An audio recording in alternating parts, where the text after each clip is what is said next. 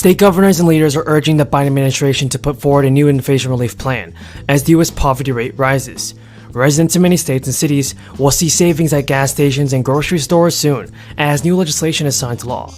Now, here is an update on the rising gas prices. Drivers will pay more at the pump starting today, as the final 2-cent state gas tax increase goes into effect. The increase raises South Carolina's gas tax up to 28 cents per gallon. And Friday's increase ends 6 years of 2-cent increases, the revenue from which has gone forward, improving the state's roads. And the increases are part of a 10-year plan funded through the 2017 South Carolina Infrastructure Act. But gas taxes, both state and federal, have become big issues as gas prices remain high. South Carolina posted the highest recorded gas prices in its history, and Joe Cunningham, the Democratic candidate for South Carolina governor, has publicly called for a temporary suspension of the state gas tax. The governor has had months to provide a solution to lower gas prices, but nothing has changed. Shoppers and drivers across the state of Illinois will also receive a little bit of help at the pump, with the state set to scrap some taxes on groceries and gas. The temporary initiatives are scheduled to begin today. The grocery relief is due to last the year until June 2023, while the gas relief is scheduled to remain in place for 6 months until the end of this year. The scheme is part of Democratic Governor J.B. Pritzker's plan to tackle the soaring prices and record inflation hitting the U.S. Officials say waiving the state's 1% sales tax on groceries will save the state taxpayers up to $400 million in total through July 1st, 2023. Illinois is one of the few states that impose a tax on groceries. It is set at 1% on food, medicine, and hygiene products. Other items such as candy are charged at the usual higher rate of sales tax of 6.25%. Residents in New Mexico will start receiving the newest round of tax rebate checks as early as next week in a state effort to offset the impact of rising U.S. prices. The governor approved rounds of rebates and economic relief this year.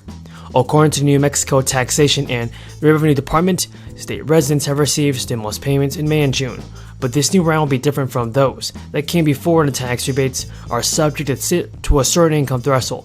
Qualifying taxpayers who will file the 2021 personal income tax return will be sent the rebates automatically without having to fill out an application. Replace lead pipes in 400,000 schools and child care facilities across the country, so that our children can drink clean water.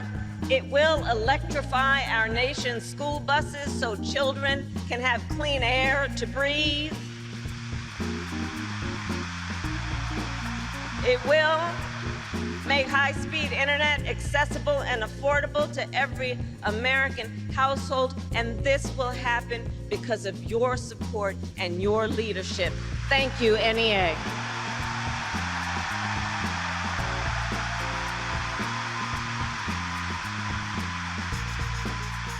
And we still have more to do.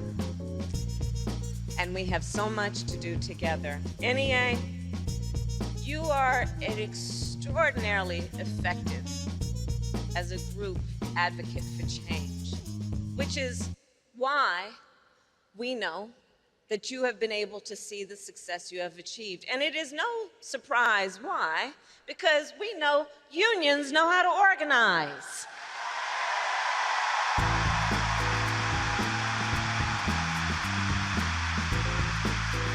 I say all over the country, you may not be a member of a union, but you better thank a union for the 5-day work week and weekends, paid leave. And I often meet, and I know you do, and many are here, I often meet with young organizers from around the country. And what's exciting is that we are seeing in a new, younger generation that they want the benefits and the protections that come from joining a union. They want it. They want it. Because they know what we all know. Unions give workers a voice.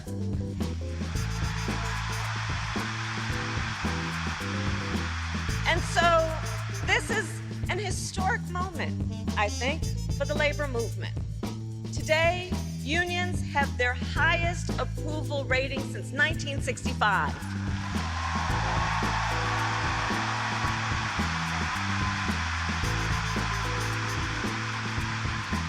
About half of all non-union workers say they would join a union if given the chance. That is almost 60 million people. Think about that. But we also know there are obstacles for them to meet that desire, and we know what it is. One is that many people still don't know how to join a union, and so that's part of the work we have ahead, is to continue to remind them about how. But even if they do know how, we also know across our country, folks face barriers that have been built up over the years by corporate interests and anti-union politicians and regressive court cases.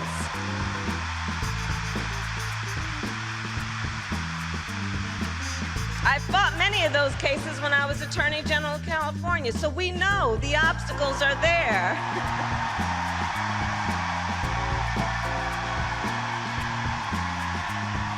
California's in the house.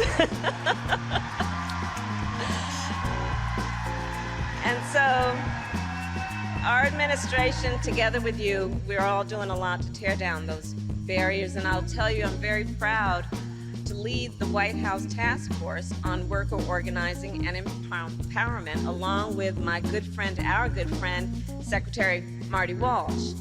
And from Massachusetts. Yeah, I continue my posture. It hasn't changed much, although I'm starting to see the light at the end of the tunnel. Remember, Scott, what we need here is a capitulation, a shared recognition of our reality. And so the earnings, the downward revision cycle that I've been talking about for months that we needed is well underway. And we see downgrades and estimate cuts day by day. Unfortunate that we didn't get those before 20% of the S&P forewarned that they weren't going to make their estimates, but better late than never. And so when we get on the other side of this revision cycle, when we get on the other side of what is likely again to be a 75 basis point raise and followed by a 50, when we get on the other side of the supply chain healing a bit, then in the fourth quarter, I'll probably start to get more positive. But from here to there, I do expect that there are a lot of headwinds and a lot of negative surprises in store. And as you know, I'm at about 3,400 on the S&P 500. So you don't think that this bounce off the bottom or that low is sustainable at all? It's just yet another head fake, another bear bounce? Too many challenges right now, Scott. Like I said, we're going to go through this revision cycle. We're going to have a very chaotic second quarter earnings season with lots of surprises to the downside. We're going to get another 75 bips, and I think all of that will have, at the very least, a psychological effect. And so I don't want to be in front of that. Jessica, how about you? Yeah, from a technical perspective,